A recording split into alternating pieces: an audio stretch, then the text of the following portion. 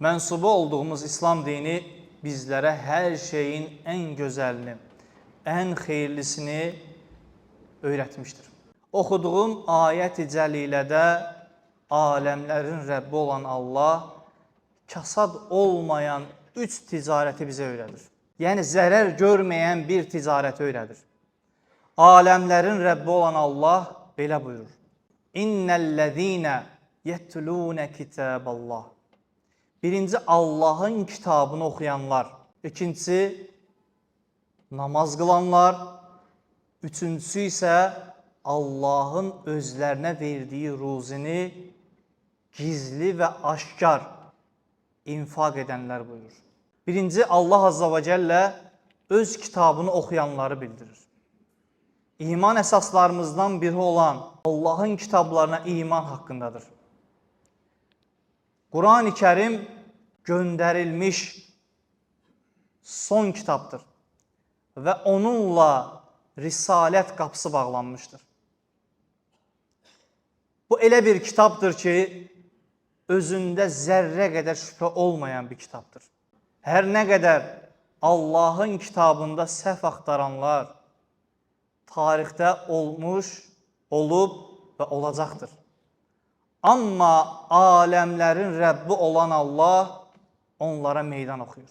Bəqərə surəsində buyurur ki, qulumuz Muhammed Mustafa sallallahu aleyhi və səlləmə nazil etdiyimiz Quranda bir şübhədə isəniz, əgər sadiq kimsələrdənsinizsə, o zaman bu Quran-ı Kərimin bir surəsini gətir.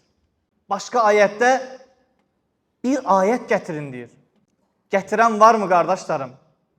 Bu Quranın bir mislini, bir ayəsini, bir surəsini gətirən varmı? Yəni bu Quran-ı Kərimə dəng olacaq bir kitab varmı? Allah Azza və Cəllə keçmişdə də edə bilmədilər, gələcəyin cəmsində də eləyəməyəcəksiniz deyir. Allah Azza və Cəllə meydan oxuyur.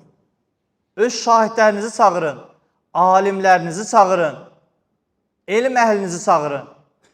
Bu Qurana dəng olacaq bir ayə, bir surə gətirin və dənkləşdirək deyir. Olmayıb olmayacaqdır. Bugünkü xütbəmizin mövzusu Quran-ı Kərimin fəziləti haqqındadır, qardaşlarım.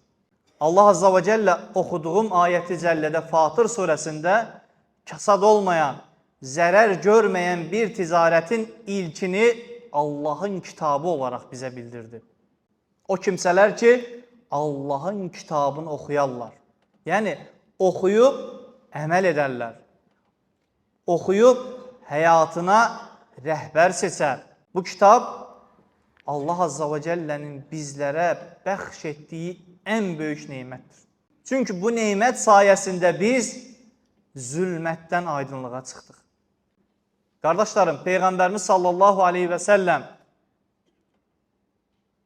yaşayan Quran idi, gəzən Quran idi.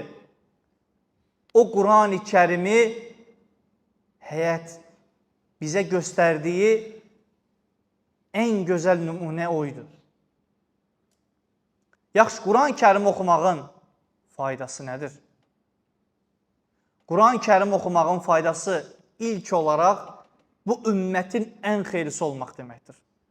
Niyə? Çünki Peyğəmbərimiz sallallahu aleyhi və səlləm bir hədisində buyurur ki, bu ümmətin ən xeyrlisi o kimsədir ki, Quranı öyrəndi və öyrətdi. İkinci, bu Quran bizə hansı faydalar verəcək? Quran-ı Kərim insanın mənəvi kamilləşməsi üçün ən gözəl vasitələrdən biridir. Quran-ı Kərim oxumaq demək, Allahla mükaləmə etmək, Allahla söhbət eləmək deməkdir. Bir kimsə Quran-ı Kərim oxuduqdan sonra desə ki, vallahi mən Allahla danışdım, o adam yeminində hanis olmaz. Andında yalancı olmaz. Bu Quran-ı Kərim oxumaq bizə hansı şərəfləri verəcək? Peyğəmbərimiz sallallahu aleyhi və səlləm bir hədis şəriflərində buyurur ki, Quran-ı Kərimi gərəyi kimi oxuyan kimsə vəhiy gətirən şərəfli mələklərlə bərabərdir. Baxın, subhanallah. Vəhiy gətirən kimdir? Mələklərin peyğəmbərləridir, qardaşlarım. Yəni, Quran-ı Kərimi gərəyincə oxuyan bir kimsə vəhiy gətirən şərəfli və itaətkar mələklərlə bərabərdir. Peyğəmbərimiz sallallahu aleyhi və səlləm buyurur ki, kim Quran-ı Kərimi kəkələyərək, çətinliklə, əziyyətlə oxuyarsa, ləhu əcran buyurur. Onun üçünsə 2 əcr var, 2 savab var. Yəni, Allah Azza və Cəllə çətinlik çəkənin də əziyyətini zayi etmir. Ona da 2 ücrət verir. Peyğəmbərimiz sallallahu aleyhi və səlləm başqa bir hədisində buyurur ki, 2 kimsəyə qibtə olunar. La hasədə illə fitnəteyn buyurur. 2 kimsəyə qibtə olunar buyurur. Yəni, qibtə etmək zərərli deyildir. Birincisi, Allahın ona verdiyi Quran-ı Kərimi gecə-gündüz onunla məşğul olan kimsəyə, ikincisi isə Allahın ona verdiyi malı, mülkü Allah yolunda xərcləyən kimsəyə. Bu 2 kimsə qibtəyə müsaitdir. Yəni, ya Rabbim, belə deyə bilərsən, Allahım, mənə də Quran-ı Kərim elmini nəsib et ki, gecə-gündüz onunla məşğul olum. Onu öyrənim, öyrədim. Allah yolunda hər kəsə Quranın bəyanını çatdırım.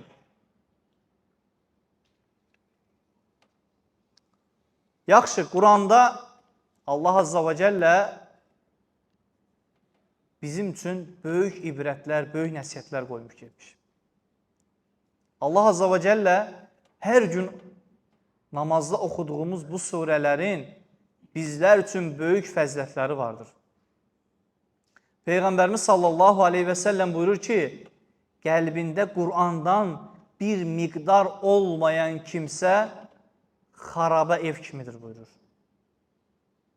Yəni, Quran-ı Kərim hansı qəlbdə varsa, o qəlbdə Allahın nuru var. Quran-ı Kərim hansı qəlbdə varsa, o insan Allahın nuru ilə baxar. O insanın dilindən pis söz çıxmaz.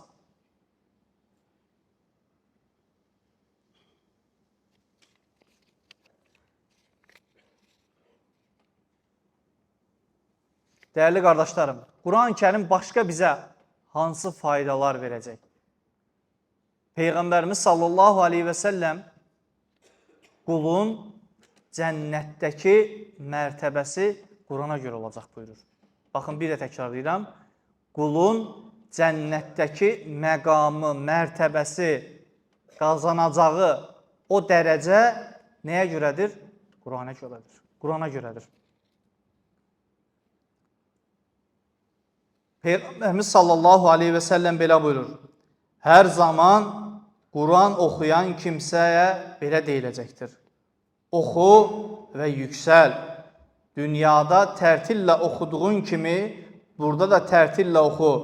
Şübhəsiz ki, sənin mərtəbən oxuduğun ayənin son nöqtəsidir buyurur. Yəni, qardaşlarım, kim Quran-ı Kərimdən nə qədər çox ayə oxusa, cənnətdəki məqamı, mərtəbəsi o qədər yüksək olacaq. Peyğəmbərimiz sallallahu aleyhi və səlləmlə başqa bir hədisdə Peyğəmbərimiz sallallahu aleyhi və səlləm bir ayət deyir, 3 hərf, huruf-u müqatta'dan 3 hərf deyir. Əlif, lam, mim deyir. Əlif, lam, mim bir hərf deyildir. Əlif bir hərf, lam bir hərf, mim bir hərfdir. Hər hərfə 10 qarşılıq var, qardaşlarım. Bax, düşünə bilirsiniz, hər hərfə 10 qarşılıq var. Allah Azza və Cəllə bizləri Quran əxlaqı ilə kamilləşdirsin. Ələ innə əhsənəl kələm